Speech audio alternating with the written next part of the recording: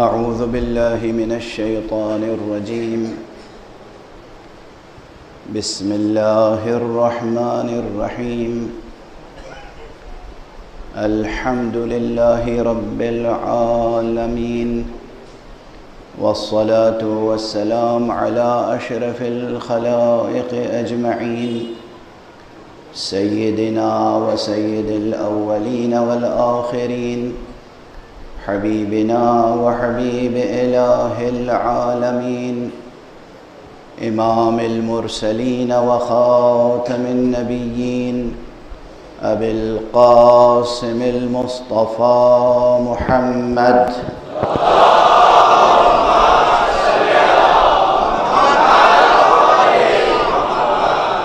وعلى أهل بيته الطيبين الطاهرين الهداة المهديين المعصومين المظلومين، واللعنة الدائمة على أعداء الحق والدين. أما بعد، فقد قال الله تعالى عز اسمه في محكم كتابه ومتقن خطابه. بسم الله الرحمن الرحيم. الله نور السماوات والأرض، مثل نوره كمشكاة فيها مصباح، المصباح في زجاجة، الزجاجة كأنها كوكب دري يوقد من شجرة مباركة زيتونة لا شرقية ولا غربية، يكاد زيتها يضيء ولو لم تمسسه نار، نور على نور. صدق الله العلي العظيم.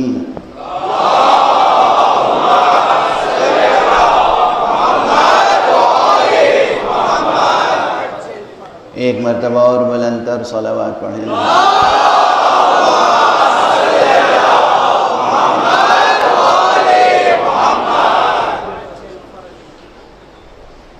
قرآن حکیم جو از اول تا آخر نور ہے، اس دیوان نور کی وہ آیت جس کا نام ہی آیت نور ہو، اس کی کیا شان ہوگی؟ یعنی نور کے مجموعے میں جو سب سے درخشاں نور ہے وہ ہے آیت نور. اگر میں بہت چھوٹا سا طالب علم ہوں، بہت معمولی سا طالب علم، لیکن قرآن کی عظمت یہ ہے اور اس میں گہرائیاں اتنی ہیں کہ اگر پورے 1 سال تک صرف آیت نور پر گفتگو ہو تو یہ گفتگو جاری رہ سکتی ہے. کم از کم یہ کلام کسی بشر کا کلام تھوڑی ہے، کلام خالق بشر ہے اور کلام خالق کلام ہے. کلام خالق کلام ہے. اور پھر شان یہ ہے بھئی قرآن مجید کی ہر آیت نور ہے. خدا کی قسم یاد رکھیے گا، یہ پھر جوڑ رہی ہے بات وہاں سے کہ قرآن کی تلاوت کریں یا صرف ترجمہ پڑھ لیں. ترجمے کی اپنی اہمیت ہے، ترجمہ ضرور پڑھیں، مگر یہ اصل متن قرآن جو لوگ صاحب بصیرت ہوتے ہیں. دیکھیے اس چشم سر کی خصوصیت ہے بصارت، اور چشم دل کی خصوصیت ہے بصیرت. جو لوگ صاحب بصیرت ہوتے ہیں وہ دیکھ سکتے ہیں کہ جب انسان قرآن مجید کی تلاوت کرتا ہے تو کیسی نورانیت پیدا ہوتی ہے. بسم اللہ الرحمن الرحیم کہنے سے کیا نور بکھرتا ہے، الحمدللہ رب العالمین کہنے سے کیا نور بکھرتا ہے. یہ مبالغہ نہیں ہے، یہ شاعری نہیں ہے. خدا کی قسم قرآن مجید کی تلاوتیں کریں اور اپنے گھر کو، اپنے در کو، اپنے سینے کو، اپنے قلب کو، اپنے باطن کو، اپنے سر کو، اپنے خفی کو، اپنے اخفا کو نور بخشیں. خود اپنی ذات کو اور ماحول ذات کو نورانی بنائیں. ماحول زندگی تاریک ہے. کیوں تاریک ہے؟ اس لیے کہ امت نے قرآن کو چھوڑ رکھا ہے. قرآن از اول تا قرآن مجید کا ہر حرف نور ہے، ہر حرکت نور ہے، ہر نقطہ نور ہے. یہ اس کا معجزہ ہے. وہ جب چاہتا ہے تمام انوار کو سمیٹ کر ایک نقطے میں سمو دیتا ہے، اور جب وہ چاہتا ہے تو درجہ بدرجہ، رتبہ برتبہ، افق بافق، نظر بنظر انوار بکھرتے چلے جاتے ہیں. اور سب سے اوپر پھر نظر آتا ہے وہ شجر نور جس کا تذکرہ ہے آیت نور. صلوات پڑھ دیجئے محمد و آل محمد.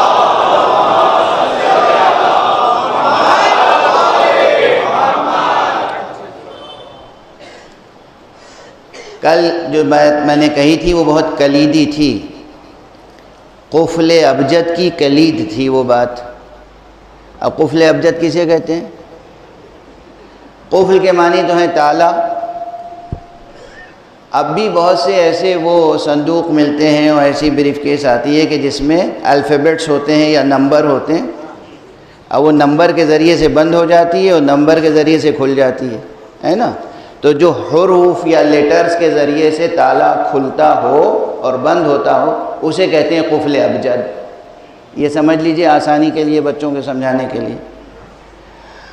اب یہ استعاراتی طور پر یا مجازی طور پر بہت سے اور معانی میں استعمال ہوتا ہے. یعنی جہاں عبارتیں ہوں گہری، تہدار، اہم، جہاں تہ در تہ مضامین ہوں، وہاں وہ نقطہ یا وہ جملہ جو اس تمام تہدار مضمون کی کنجی ہو کہ وہاں سے شروع کریں تو بات کھلتی چلی جائے، اسے کہہ رہا ہوں کلید قفل ابجد. وہ ایک بات کہی تھی کہ یہ آیت کریمہ جو ہے آیت نور، اس میں تہ در تہ تشبیہ اور استعارہ ہے. تشبیہ ہے اور استعارہ ہے اور اس کے اوپر تشبیہ ہے، اور تشبیہ کا پورا ایک نظام قائم کیا گیا ہے. کیوں؟ لیکن اس سب کے اندر بنیادی چیز، موضوع کیا ہے؟ ایک رخ کا لفظ کیا تھا، اللہ نور السماوات والارض. اللہ آسمانوں اور زمینوں کا نور ہے. تو بعض مفسرین نے اس کے بہت سامنے کے معنی لیے، اور وہ معنی یہ ہے کہ دراصل اس کے معنی ہے کہ اللہ آسمانوں اور زمینوں کا منور ہے، یعنی ہر شے کو نور بخشنے والا ہے، نور عطا کرنے والا ہے، روشن کرنے والا ہے. واضح ہے؟ اچھا، روشن کرنے میں بھی دو پہلو ہوتے ہیں کم از کم. ایک ظاہری پہلو، مادی پہلو، فزیکل پہلو، میٹیریل پہلو. یہ سورج جو روزانہ طلوع ہوتا ہے، یہ کس چیز کو روشن کرتا ہے؟ یہ سورج کس چیز کو روشن کرتا ہے؟ دنیا میں جو مادی چیزیں ہیں انہیں روشن کر دیتا ہے. زمین نظر آنے لگتی ہے، دریا، سمندر، درخت، پہاڑ، سبززار، چمن، گلزار، خود انسان ایک دوسرے کا چہرہ دیکھنے لگتے ہیں سورج کی روشنی میں. مگر سورج کی روشنی میں چہرہ ہی نظر آتا ہے، دل نہیں نظر آتا.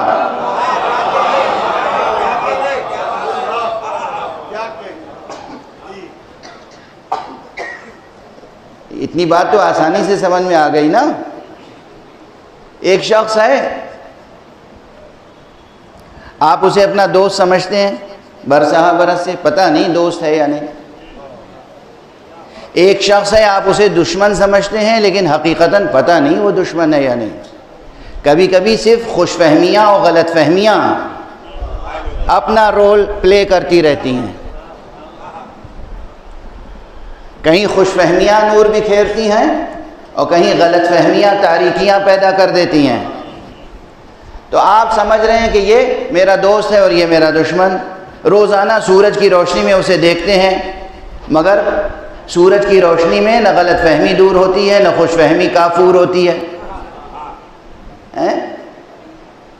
اب کوئی ایسی روشنی بھی ہونی چاہیے نا جو اس چہرے پہ پڑا ہوا نقاب ہٹا دے، جو اس چہرے پر پڑا ہوا حجاب ہٹا دے. نظر آئے کہ بھئی یہ شخص جسے ہم دوست سمجھ رہے تھے یہ دراصل دوست نہیں ہے، دشمن ہے. یہ شخص جسے ہم دشمن سمجھ رہے تھے یہ دشمن نہیں ہے، یہ تو بہت اچھا انسان ہے، اس کے دل میں تو ہماری کوئی دشمنی نہیں ہے، یہ تو ہمارا دوست ہے. یہ باطن کی حقیقت، یہ کردار کی حقیقت، یہ سیرت کی حقیقت، یہ نیتوں کو روشنی بخشنا اس سورج کا کام نہیں ہے، اس کے لیے کوئی اور سورج چاہیے.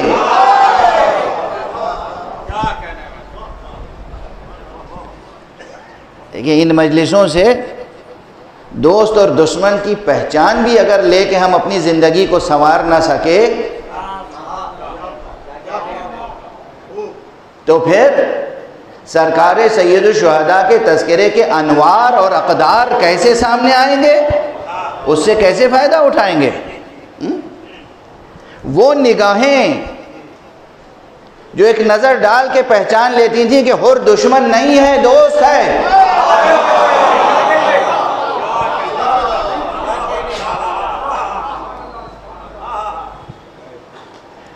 ان نگاہوں میں کون سا نور ہے؟ یہ سورج کا دیا ہوا نور نہیں، وہ تو خیر وہ ہے کہ جو خود سراپا نور ہے، وہ تو وہ ہے کہ جو ظاہر سے باطن تک اور باطن سے ظاہر تک نور ہے. یہ تو وہ ہے کہ جس کا شجرہ نور ہے، جو نور کے صلب سے پیدا ہوا، نور کی کوکھ سے پیدا ہوا، نور کے آغوش چڑھا، اور جس کی نسل میں قیامت تک نور علی نور.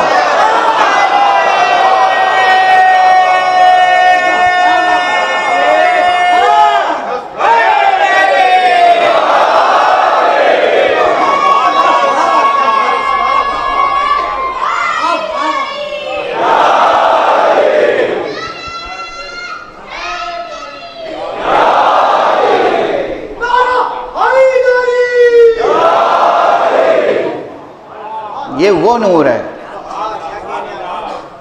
یہ زمزم نور ہے، یہ کوثر نور ہے. اس زمزم میں اور اس کوثر میں پانی نہیں ہے، نور ہے. اس کی نسل میں نور ہی نور ہے، نور علی نور. لیکن اس ذات گرامی، اس سرچشمہ نور کہ ذکر میں شرکت کر کے، اس کی یاد میں قائم ہونے والی مجلسوں میں شرکت کر کے عام انسانوں کو کیا ملتا ہے؟ خدا کی قسم دونوں چیزیں ملتی ہیں، آنکھیں بھی روشن ہوتی ہیں، دل بھی روشن ہوتا ہے. آنکھوں میں پڑا ہوا گرد و غبار ان کے غم میں بہنے والے آنسوؤں سے دھل جاتا ہے، اور دل اگر کسی کا سخت ہو گیا ہو تو ان آنسوؤں سے وہ نرم ہو جاتا ہے. اور خدا کی قسم ذکر مبارک حسین ابن علی سے جڑ کر انسان خود مشرق بن جاتا ہے، اس کے گریبان سے آفتاب طلوع کرتے ہیں.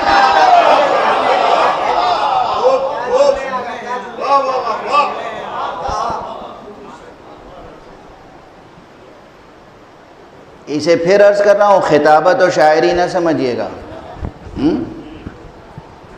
اس تذکرے کا مقصد ہی یہی ہے، آپ اپنے کو تو پہچانیں، اپنے کو پہچانیں. خدا بے نیاز ہے، خدا کی قسم بے نیاز، بے غرض، بے نیاز. غنی علی الاطلاق، ہر شے سے مستغنی۔ وہ اپنے آپ کو پہچنواتا کیوں ہے؟ اسے شوق ہے پہچنوانا جائے۔ ایک بہت عام کانسیپٹ ہے کہ اسے شوق ہے کہ وہ پہچانا جائے۔ نعوذ باللہ، نعوذ باللہ، 100,000 بار نعوذ باللہ۔ وہ کیوں چاہتا ہے کہ آپ اسے پہچانیں؟ اس کی کوئی غرض نہیں ہے۔ اس کو اگر آپ نے پہچان لیا تو آپ اپنے نفس میں وہ عزت محسوس کریں گے کہ میں وہ ہوں جو اسے پہچانتا ہوں۔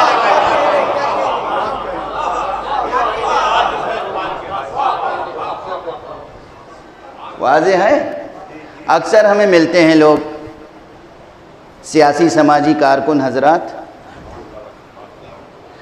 سیاسی کام کرنے کی ضرورت ہے، سماجی کام کرنے کی ضرورت ہے، ہیومن ویلفیئر کی کام کرنے کی بہت ضرورت ہے، ہیومینیٹیرین سروسز کی بہت ضرورت ہے۔ ہر انسان میں یہ جذبہ ہونا چاہیے کہ وہ دوسرے انسانوں کے لیے، اور صرف انسانوں کے لیے نہیں، ماحول حیات انسانی کے لیے، اس زمین کے لیے بھی، پیڑ پودوں کے لیے بھی، جانوروں کے لیے بھی، فضا کے لیے بھی، انسان کے لیے بھی، ہر ایک کے لیے جس قدر بھلائی کر سکتا ہے کرے۔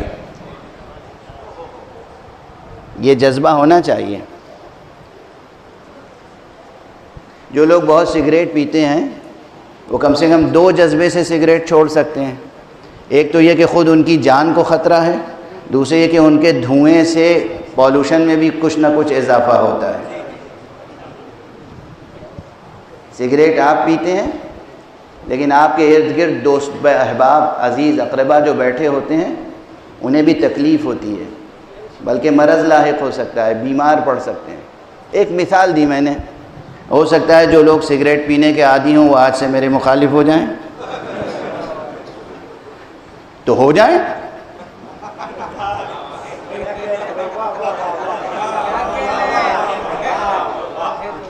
اس خوف سے کہ وہ مخالف ہو جائیں گے میں یہ کہنا تو نہیں چھوڑوں گا کہ بھائی سگریٹ میں نقصان ہے، اس ڈر سے کہ یہ مخالف ہو جائیں گے، وہ مخالف ہو جائیں گے، تو میں یہ کہنا تو نہیں چھوڑ دوں گا کہ سگریٹ پینا نقصان دہ ہے، پولوشن بھی ہوتا ہے اور آپ کے دل جگر پھیپھڑے سب خراب ہوتے ہیں، آپ کی عمر کم ہو جاتی ہے۔ بہرحال کہنا یہ کہ آپ اپنی ذات سے بھی ہمدردی کریں اور ماحول حیات ایسا ماحول بنائیں جو انسان دوست ماحول ہو، ہر چیز کا خیال رکھیں۔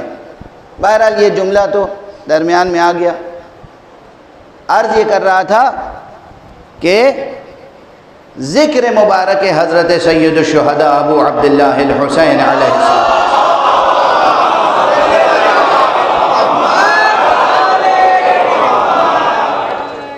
اس سے بصارت بھی حاصل ہوتی ہے، آنکھیں بھی روشن ہوتی ہیں، بصیرت بھی حاصل ہوتی ہے، دل بھی روشن ہوتا ہے، اور جو اس ذکر سے جڑ جائے حقیقت میں، رسمن نہیں، تجارت کی نیت سے نہیں، کاروباری ذہن لے کر نہیں، شہرت کی غرض سے نہیں، کسی اور غرض سے نہیں، اس کا وجود نورانی ہو جاتا ہے، اور اس سب نور کا سرچشمہ کیا ہے؟ حق سبحانہ و تعالیٰ سے نسبت۔ اس نسبت کو قائم رکھیں، اس شناخت اور پہچان کو قائم رکھیں۔ اللہ نے کیوں اپنے کو پہچانوایا؟ اسے کوئی غرض نہیں ہے تاکہ آپ صاحب امتیاز ہو جائیں، تاکہ آپ مفتخر ہو جائیں، تاکہ آپ اپنی اہمیت کے قائل ہو جائیں۔ اسی لیے میں نے وہ سماجی اور سیاسی کارکنوں کی بات کی تھی کہ بہت سے لوگ آتے ہیں ملتے ہیں اور وہ ضرور یہ بتانا چاہتے، جو لوگ بڑے ہیں بڑا ظرف رکھتے ہیں ان کی بات نہیں کر رہا ہوں، لیکن عموماً کوئی شخص 1-2 بار بھی چیف منسٹر سے ملا ہو یا پرائم منسٹر سے ملا ہو، پریزیڈنٹ سے ملا ہو، تو وہ اپنی گفتگو ملا تو ہے 1-2 بار، مگر وہ ذکر کرے گا ایک نشست میں 10-12 بار۔ شاید اس سے بھی زیادہ ہر مولانا کوئی کام ہو تو مجھے بتائیے گا، چیف منسٹر تک میری رسائی ہے۔ مولانا کوئی بات ہو تو مجھے ضرور بتائیے گا، پرائم منسٹر سے میں کہہ کے کروا دوں گا۔ پرائم منسٹر تو آپ کو یاد بھی نہیں ہوں گے، آپ یاد بھی نہیں ہوں گے پرائم منسٹر کو یا چیف منسٹر کو، مگر آپ بار بار اپنی حیثیت بتا رہے ہیں کہ میں اسے جانتا ہوں، میں اسے پہچانتا ہوں۔ خدا اسی لیے چاہتا ہے مجھے پہچان لو۔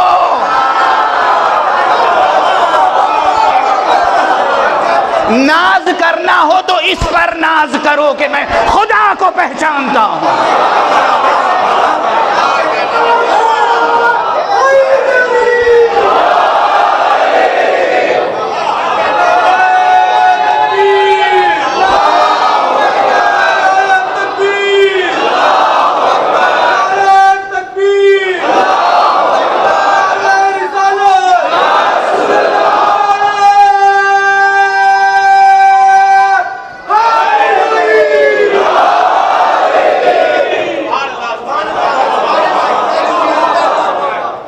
ناز کرنا ہے تو کس پر ناز کرو گے؟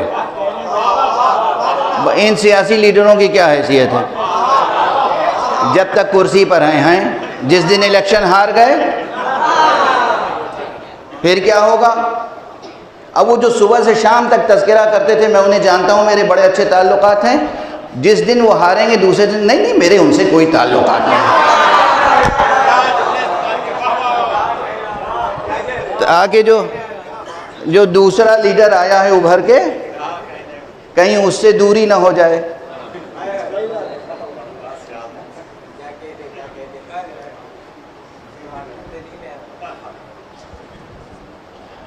توحید حق صمدی پر اتنا کیوں زور دیا گیا؟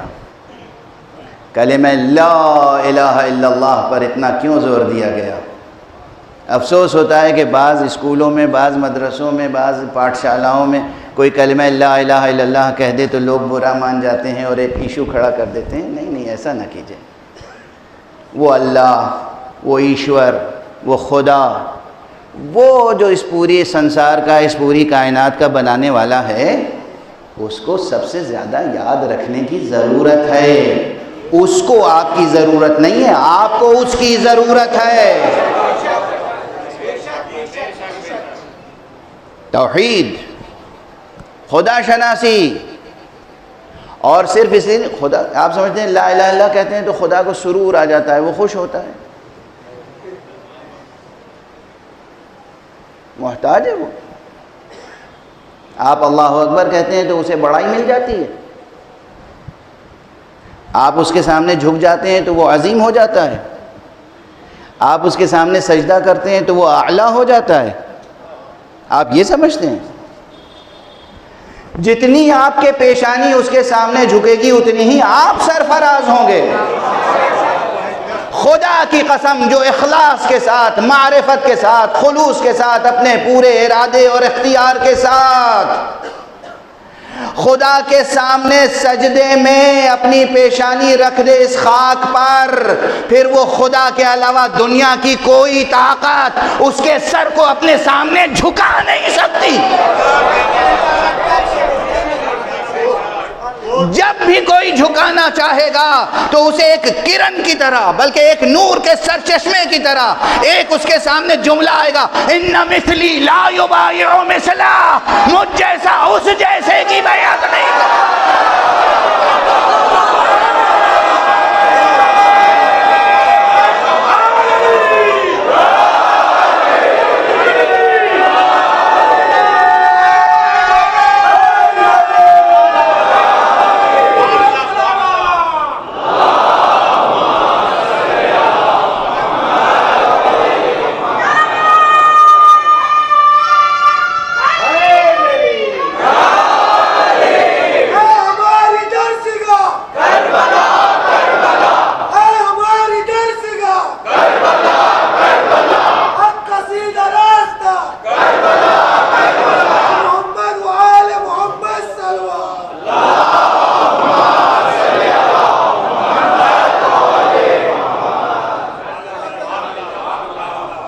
خدا کی معرفت کا حق تو کوئی بھی نہیں ادا کر سکتا،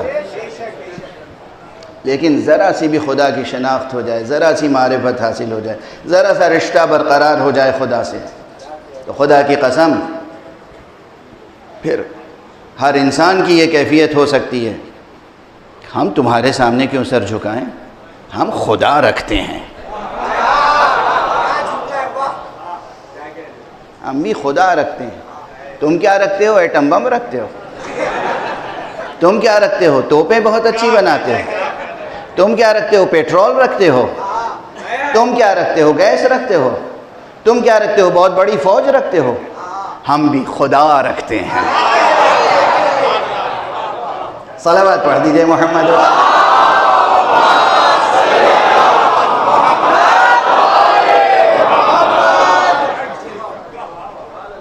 خدا کی قسم میں اکثر اس لیے ذکر کرتا ہوں ممبر پر کہ آقا حسین اور اہل بیت اطہار کی تعلیمات پر عمل کرنے والے جب رہبر پیدا ہو جاتے ہیں تو ان کے ہاں یہ شان نظر آتی ہے۔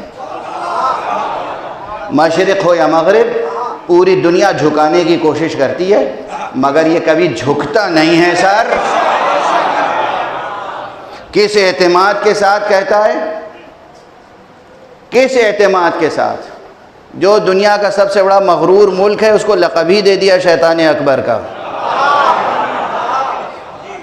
اور میرا میدان سیاست نہیں ہے لیکن ایک جملہ عرض کروں، جو لوگ نیوز بیٹھ کے انالائز کرتے ہیں اور حالات اور سچویشنز اور یہ میڈیا، یہ تو ایک آج کل ایک عجیب و غریب چیز ہے۔ میڈیا بہت عجیب چیز ہے، بہت عجیب۔ بہت پرانی بات ہے، 1992 میں یا 93 میں لاس اینجلس گیا تھا امریکہ، تو وہاں کچھ جوانوں نے، مسلمان جوانوں نے، اور اس کے ساتھ کچھ یقیناً غیر مسلم جوان بھی تھے، سب ملے، مومن غیر مومن سب 60-70 کے قریب بچے تھے، جوان نوجوان، جو میڈیا میں اور جرنلزم میں کام کر رہے تھے اور جرنلزم کے کورسز کر کے نہیں آ رہے تھے اس فیلڈ میں کام کرنے کے لیے۔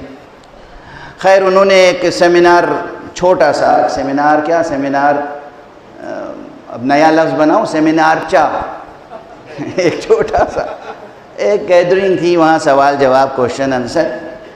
تو انہوں نے جو پہلا سوال کیا کہ آپ کا جرنلزم کے بارے میں کیا خیال ہے، تو کچھ تو سنجیدگی سے اور کچھ حصے مزاح کے ساتھ میں نے کہا کہ اسلام نے غیبت کو گناہ قرار دیا تھا، آپ نے اسے فن بنا لیا ہے۔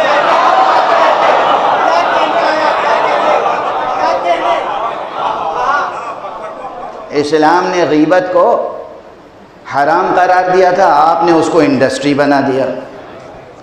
تو یہ میڈیا جو ہے اور جرنلزم آج واقعاً، پہلے جو جرنلسٹ تھے نا، جب ہمارے ملکوں میں آزادی کی لڑائی لڑی گئی، اس زمانے میں جو سیاسی لیڈر ہوتے تھے، جو سماجی کارکن ہوتے تھے، جو ہیومینیٹیرین سروسز کرنے والے لوگ ہوتے تھے، اور ایون جو جرنلسٹ ہوتے تھے، وہ جرنلزم کو بھی عبادت سمجھ کے کرتے تھے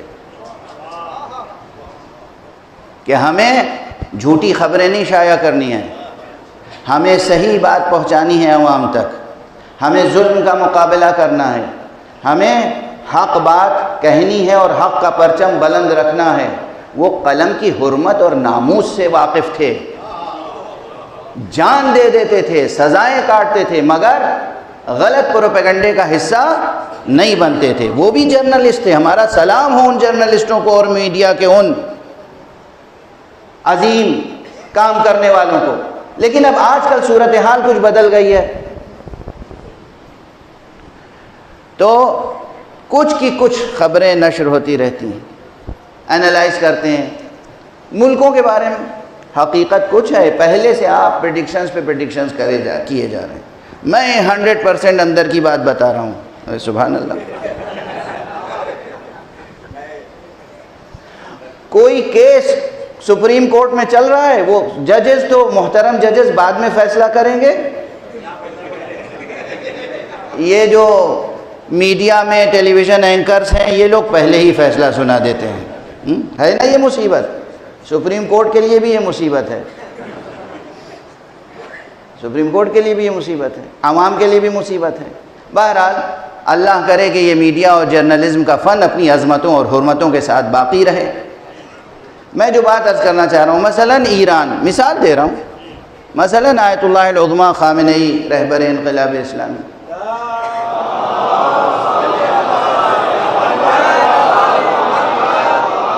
اب تجزیے ہوتے رہتے ہیں اور خود ہماری قوم ٹکڑوں میں بٹ گئی ہے۔ کیوں؟ ایک سوال کا جواب دے دیجئے مجھے۔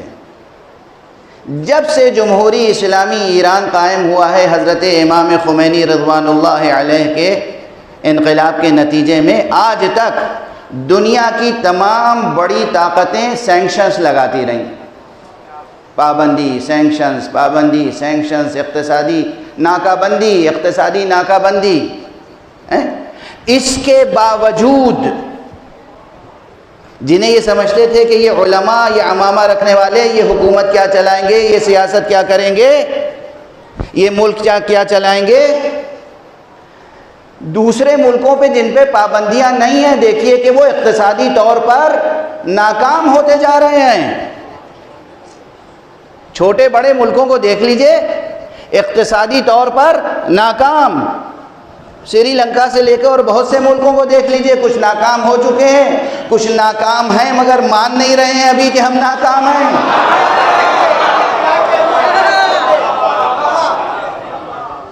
کچھ یہ جد و جہد کر رہے ہیں کہ ناکامی سے بچ جائیں، یہ سب کچھ، مگر تعلیم کے میدان میں، سائنس کے میدان میں، ریسرچ کے میدان میں، تو یہ میڈیکل سائنس کے میدان میں، پریکٹیکلی ہاسپٹلز، انٹرنیشنل اسٹینڈرڈ کے ہاسپٹلز تعمیر کرنے کے میدان میں، ہر اعتبار سے اتنی ترقی کی ہے سینکشنز کے باوجود ایران نے۔ میں کہتا ہوں یہ صرف معجزہ ہے اس پرچم کا جس پر لا الہ الا اللہ لکھا ہوا ہے، اور اس رہبر کی تاثیر ہے جس کے دل پر لا الہ الا اللہ لکھا ہوا ہے۔ صلوات پڑھ دیں محمد و آلہ۔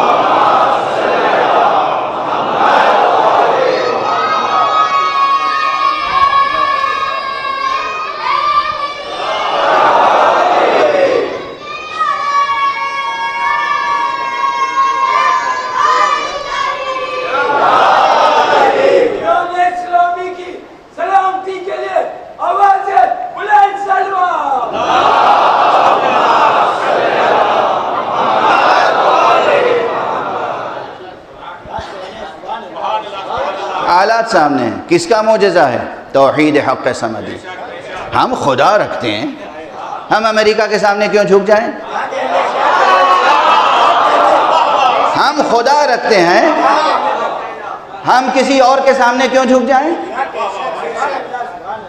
ارے ہم کسی کے سامنے جھک جائیں تو خدا کو کیا جواب دیں گے؟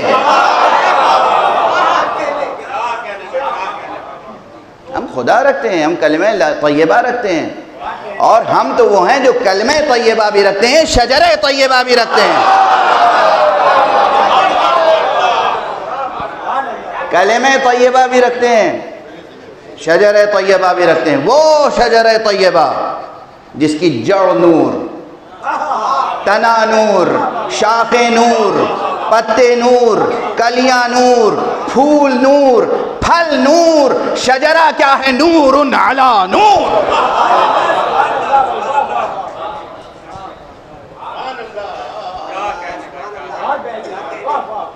یہ جو میں مثال دے دیتا ہوں ایران کی اور خامنئی صاحب کی، تو ظاہر ہے صرف ایک مثال ہے، مثال ہے تاکہ آپ کے سامنے مثال رہے کہ اگر ایمان درست ہو،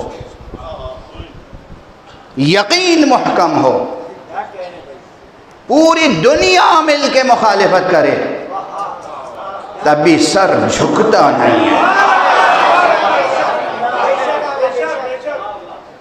سر جھکتا نہیں۔ یہ کہاں سے طاقت آئی؟ یہ درس کہاں سے آیا؟ یہ سبق کہاں سے سیکھا؟ یہ افسانہ نہیں ہے، کہانی نہیں ہے، یہ زندہ تاریخ ہے کہ انقلاب کی سب سے پہلی تقریر حضرت آیت اللہ خمینی نے روز عاشورہ کی تھی۔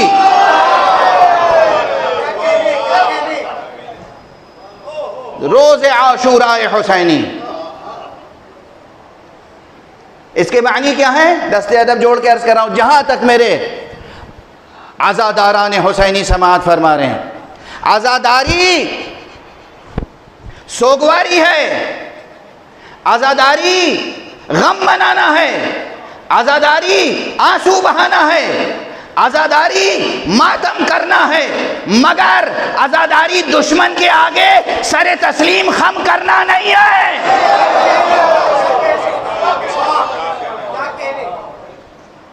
عزاداری ہے غزا روح عزا، جان شریعت کی قسم۔ عزاداری کی روح جہاد ہے، عزاداری کی روح بے دینی سے جہاد ہے، عزاداری کی روح باطل سے جنگ ہے۔ خالی یہ دہراتے رہنے سے کام تھوڑی چلے گا کہ کربلا کی جنگ حق و باطل کی جنگ تھی۔ اگر کربلا کی جنگ حق و باطل کی جنگ تھی تو کربلا کا نام لے کر مجلسوں کا تبرک کھانے والوں تم نیوٹرل کیوں ہو؟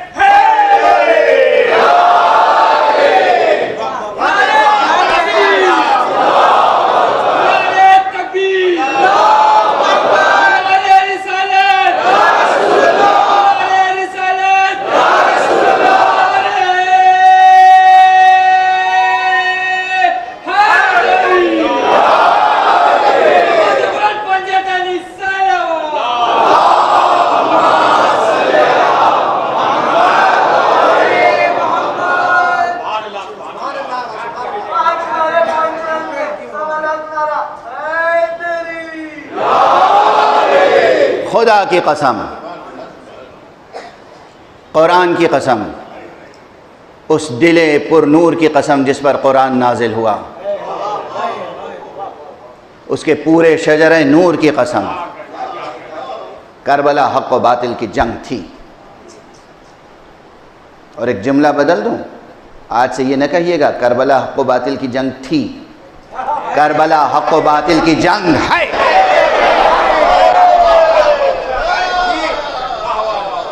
کربلا کی جنگ ختم نہیں ہوئی ہے، ہر ایک کو طے یہ کرنا ہے کس کے لشکر میں شریک ہونا ہے۔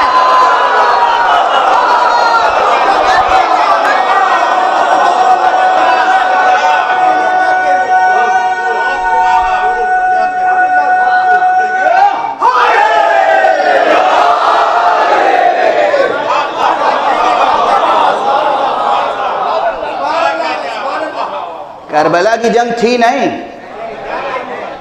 محمد رسول اللہ تھے نہیں، ہیں، علی ولی اللہ تھے نہیں، ہیں، حسین ہمارے امام اور رہنما تھے نہیں، ہیں، کربلا کی جنگ حق و باطل کی جنگ تھی نہیں، ہے۔ طے یہ کرنا ہے کہ تم حسین کے لشکر میں ہو یا یزید کے لشکر میں۔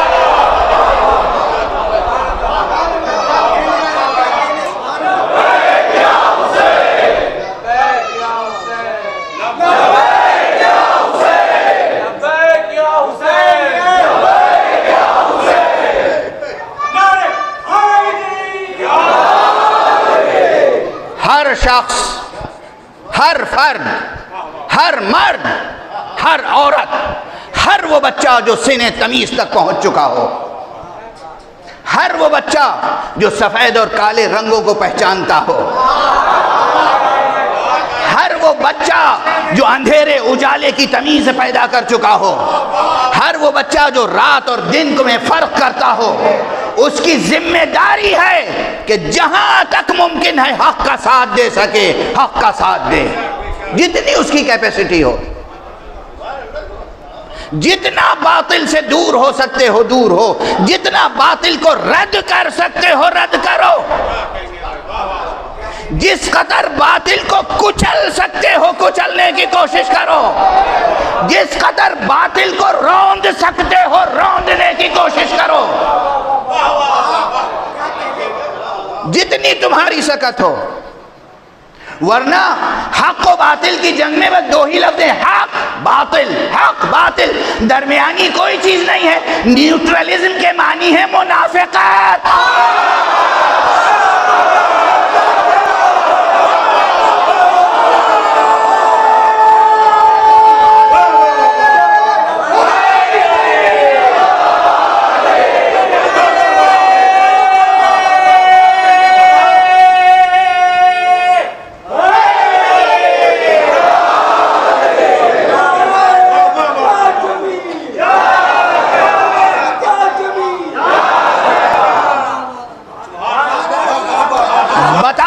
دنیا کو کہ ہم خدا رکھتے ہیں، اٹھو اور بتاؤ کہ ہم خدا رکھتے ہیں۔ اور اگر یہ کہنے کے لیے سر زخمی بھی ہو جائے تو خوف کس کا ہے؟ ڈر کس بات کا؟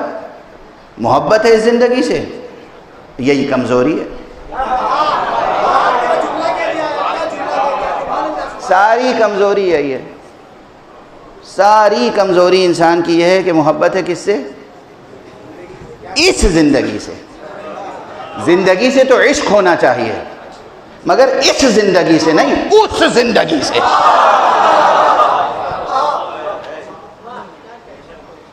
اس زندگی سے نہیں، یہ زمین پر رینگتی ہوئی زندگی،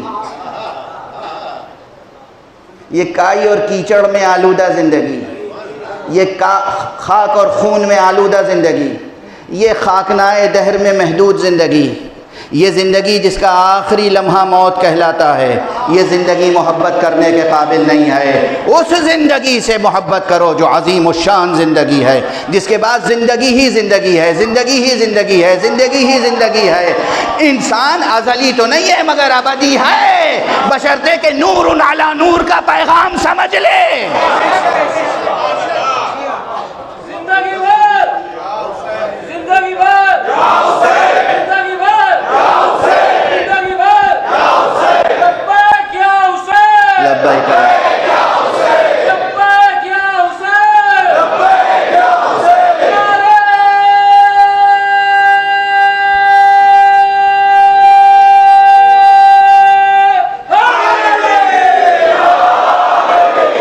عزیزو، فرش عزا سے اٹھو تو بتاؤ دنیا کو کہ ہم خدا رکھتے ہیں۔ اور جب کوئی پوچھے کہ کس نے کہا تم سے کہ خدا بھی ہے، کہنا حسین نے کہا ہے۔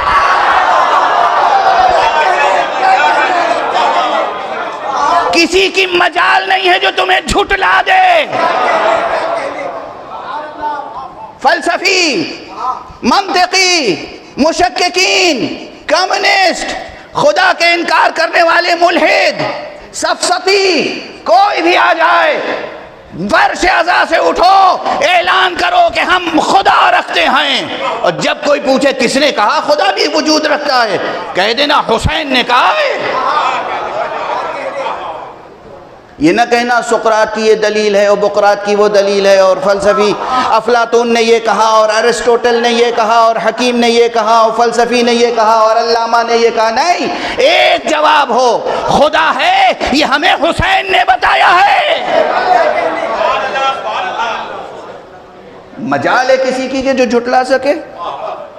اسی لیے بس وقت گزر گیا، بہت سی باتیں عرض کرنی تھی، وقت گزر گیا، لیکن بے اختیار یاد آ گیا مجھے، پہلے سنا چکا ہوں، مکرر عرض کر رہا ہوں۔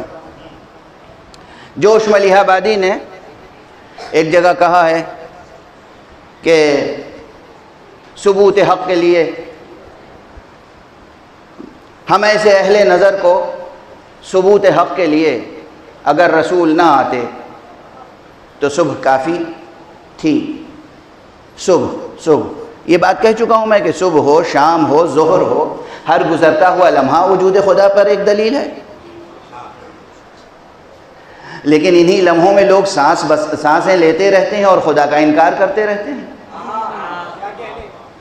ہر ذرہ خدا کے وجود پر دلیل ہے، مگر ذروں کے اوپر چلتے رہتے ہیں اور خدا کا انکار کرتے رہتے ہیں. تو اس فقیر نے کہا تھا، انہوں نے کیا کہا کہ ہم ایسے اہل نظر کو ثبوت حق کے لیے اگر رسول نہ آتے تو صبح کافی تھی. اس فقیر نے کہا ہے نہ مدرسے نہ مساجد، نہ فلسفہ نہ کلام، نہ مدرسے نہ مساجد، نہ فلسفہ نہ کلام، ثبوت حق کے لیے بس حسین کافی ہے.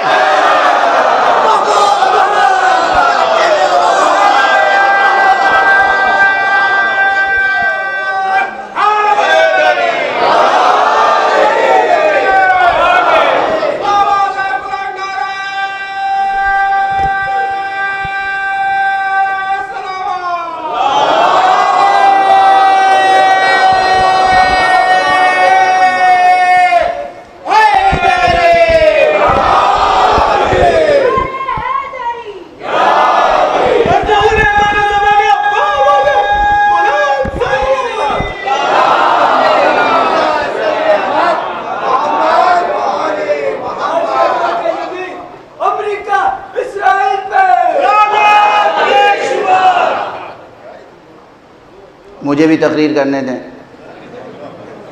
وقت کے دامن میں گنجائش کم ہوتی ہے.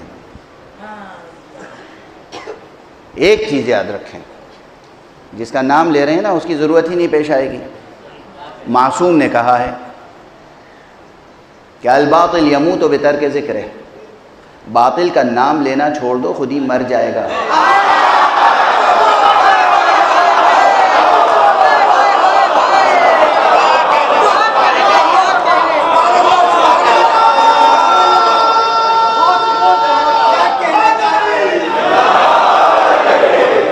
یہ میں نہیں کہہ رہا ہوں، مولا نے کہا ہے، معصوم کا پیغام ہے.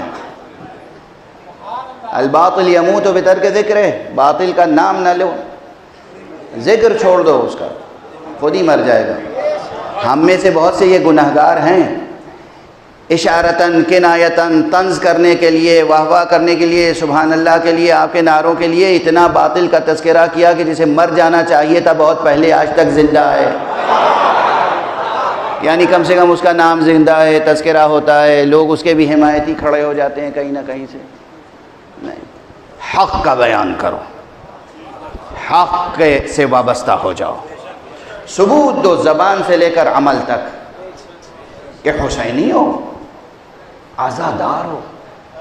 عزادار کے معنی کیا ہے؟ غزہ، غزہ یعنی غزوہ، جنگ، جہاد، جد و جہد، کوشش، جنگ ہے. غزہ روح عزا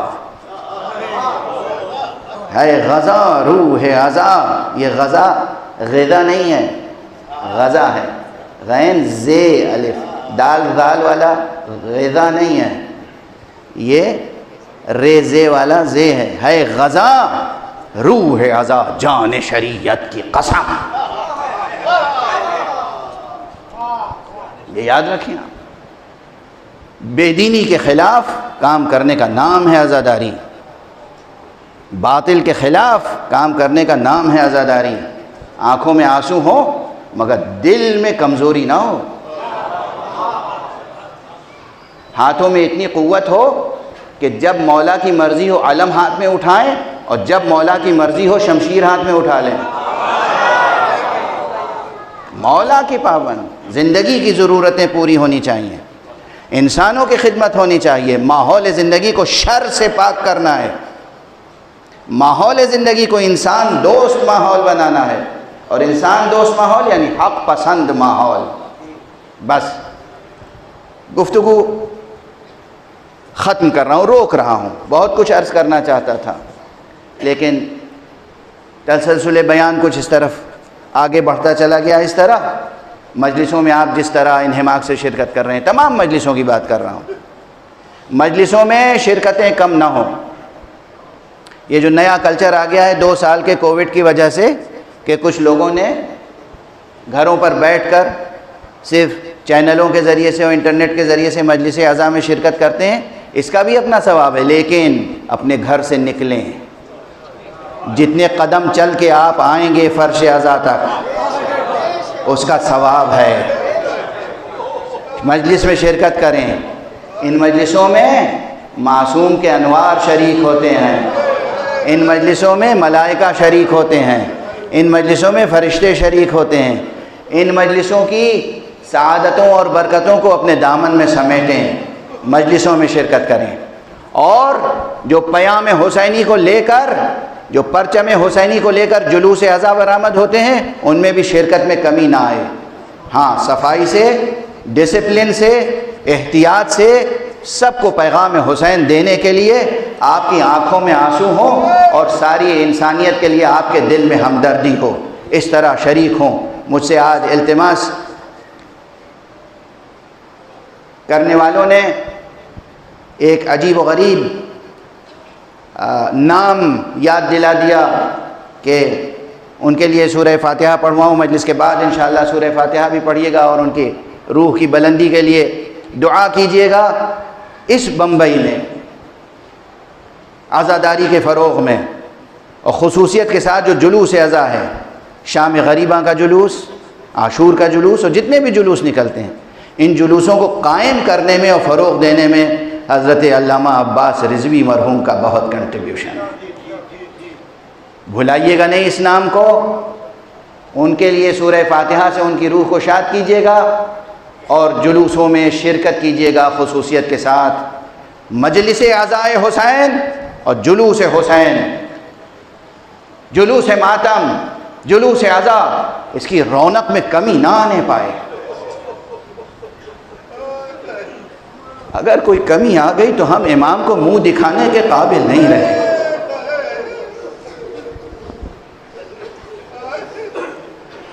اس زینب کو کیا منہ دکھائیں گے جو رسن بستہ ہو کر کربلا سے کوفے اور کوفے کے سے شام تک گئی؟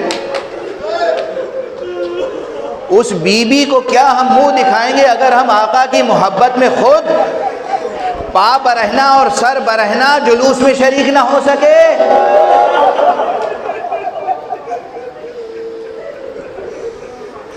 اعلان نام حسین و پیغام حسین بہت بڑا مذہبی فریضہ بھی ہے، انسانی فریضہ بھی ہے۔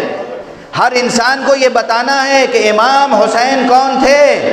امام حسین وہ تھے جنہوں نے انسان کی حقیقی آزادی اور حریت کے لیے، انسان کی سربلندی کے لیے، انسان کی سرفرازی کے لیے، اقدار انسانی کے لیے، ہیومن ویلیوز کے لیے، امن اور انصاف کے لیے، پیس اور جسٹس کے لیے اور فریڈم کے لیے قربانی دے دی۔ اور کیسی کیسی قربانیاں اور کیسی کیسی مثالیں قائم کی۔ بس چند جملے کہہ کر گفتگو کو تمام کر دوں۔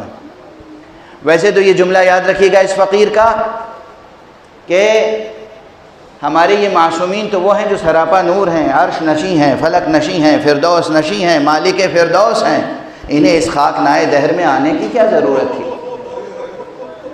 یہ ان کا تشریف لانا اس زمین پر یہ خود قربانی ہے۔ ان کی زندگی روز اول سے روز آخر تک قربانیوں پر مشتمل ہے۔ ہم آئے ہیں امتحان کے لیے، یہ آئے تھے قربانیوں کے لیے۔ تو ان کا ہر گام، ہر قدم قربانی اور مثالیں، ہر قربانی میں پوری انسانیت کے لیے مثال ہے۔ وہ صحرائے عرب جس میں دور دور تک پانی نہیں ملتا تھا، اپنے عزیزوں کے لیے، اپنے گھرانے کے لیے اور اپنے ساتھیوں کے لیے، اپنے اصحاب اور احباب کے لیے، اپنے دوستوں کے لیے اور جانثاروں کے لیے پانی ذخیرہ کر کے چلے ہیں آقا حسین، مگر سامنے سے بظاہر دشمن کا ایک رسالہ آ گیا۔ کیا کیا آقا نے؟ معلوم ہے کہ بظاہر یہ دشمن کا رسالہ ہے، وہ علم امامت الگ ہے کہ کل حر کی تقدیر کیا ہوگی، مگر حر کے ساتھ ایک بڑا رسالہ ہے، وہ سب دشمن ہیں، اس میں سے اکثر دشمن ہیں، مگر آقا حسین نے یہ نہیں پوچھا آئے ہو کس لیے، یہ بعد کی بات ہے، سب سے پہلے دیکھا کہ یہ پیاسے ہیں، ہونٹ خشک ہو رہے ہیں، پیاس کی شدت سے بہت سے ہیں جن کی آنکھوں میں دھند ہے، انہیں صحیح نظر نہیں آ رہا ہے، بہت سے جاں بلب ہیں، واقعی جانیں لبوں پر آ گئی ہیں، اور صرف انسان نہیں، جن گھوڑوں پر سوار ہو کے وہ آئے ہیں ان گھوڑوں کی حالت یہ ہے کہ ہلاک ہونے والے ہیں۔ امام نے فرمایا علی اکبر، عباس، قاسم، اونو محمد، ارے یہ جو مشک ہیں پانی کے ان کے دہانے کھول دو۔ ہم آج آقا حسین کے نام پر سبیلیں لگاتے ہیں، آقا حسین نے جس موقع پہ سبیل لگائی تھی دشمنوں کے لیے، حملہ آور ہونے والے لشکر کے لیے، اور اس میں ایک عجیب و غریب منظر ہے، ایک آقا کی حیثیت، آقا جو صاحب معرفت ہیں ان کے لیے تو حسین شہنشاہ دو جہاں ہیں، لیکن جو معرفت نہیں بھی رکھتے وہ کتنی معرفت رکھتے ہیں۔ آقا حسین اس وقت اپنے قافلے کے قافلہ سالار تھے، بنی ہاشم کے سید و سردار تھے، جو لوگ ساتھ میں تھے ان میں سب سے عظیم ہستی تو امام حسین کی تھی نا، تو ظاہر ہے ان کے ساتھ غلام تھے، کنیزیں تھیں، لشکر میں بہت سے اصحاب تھے، بہت سے خدمت گزار تھے، پھر اعزا تھے، اقربا تھے، سب تو لگے ہوئے تھے پانی پلانے میں، لیکن کرم، جود، سخاوت، کرم، جود۔ آقا نے دیکھا ایک شخص ہے جو خود اپنی حالت بیان کرتا ہے کہ پیاس کی شدت سے میری آنکھوں میں ایسی دھند تھی کہ کچھ نظر نہیں آ رہا، آقا کی طرف سے آنے والے مشکیزے کا دہانہ میرے منہ کے قریب لاتے تھے مگر مجھے دہانہ نظر نہیں آتا تھا، تو میں نے دیکھا کہ آقا حسین اپنی کرسی سے تشریف لائے، میری طرف بڑھے اور اپنے ہاتھوں سے یوں چلو سے مشک سے پانی لیا اور میرے دہن سے لگا کر کہا پانی پی لے، پانی پی لے، تو بہت پیاسا معلوم ہوگا۔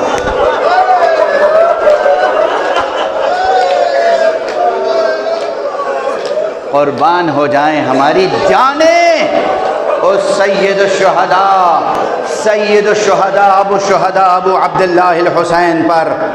وقت ختم ہو گیا، بس یہی جملہ کہتا ہوں، سارے ذاکرین کہتے ہیں یہ وہ حسین ہیں جنہیں علم ہے کہ روز عاشوراء خیام حسینی سے ایک ہی آواز بلند ہو رہی ہوگی، ہر بچے کی زبان پر ہوگا العطش العطش، بچے کہہ رہے ہوں گے بھیا علی اکبر العطش، بچے کہہ رہے ہوں گے چچا عباس العطش، اور یہ جانے والے بھی جنگاہ کربلا میں ایک ایک کر کے جائیں گے اور پیاسے اپنا سر نظر مولا کر دیں گے۔ انا للہ وانا الیہ راجعون، رضا بقضائہ وتسلیما لامرہ۔ پروردگار ہمیں علوم قرآن اور معارف اہل بیت سے آشنا فرما۔ پروردگار معبود ملت اسلامیہ کو بلا تفریق مسلک محمد اور آل محمد کی تہذیب کے سانچے میں ڈھال دے۔ پروردگار میرے معبود، تمام عالم انسانیت میں بے چینی ہے، ہر جگہ بد امنی ہے، معبود انسانوں کو امن اور عافیت عطا فرما۔ پروردگار شر کا خاتمہ کر دے، پروردگار خیر و برکت کو فروغ عطا فرما، پروردگار نقش باطل مٹا دے، پروردگار نقش حق کو نمایاں سے نمایاں تر فرما۔ پروردگار عالم انسانیت میں جو بھی اچھے رہنما اور لیڈر کام کر رہے ہیں ان کی تائید فرما۔ ہمارے سروں پر حضرت آیت اللہ العظمیٰ سید علی حسینی خامنئی کا سایہ برقرار رکھ۔ پروردگار حضرت آیت اللہ العظمیٰ سید علی حسینی سیستانی کا سایہ برقرار رکھ۔ پروردگار جو اچھے علماء خدمت کر رہے ہیں ان کو صحت عطا فرما، عافیت عطا فرما۔ حضرت حجت الاسلام والمسلمین مولانا حسنین کناروی صاحب کو اور صحت عطا فرما۔ پروردگار جتنے بھی بیمار ہیں مریض ہیں انہیں صحت عطا فرما۔ معبود پروردگار اپنے ولی آخر کو اذن ظہور عطا فرما اور ان کے ہاتھوں سے اپنی رحمت و رافت و عدالت کا پرچم لہرا۔ بیٹا کل سے پلیز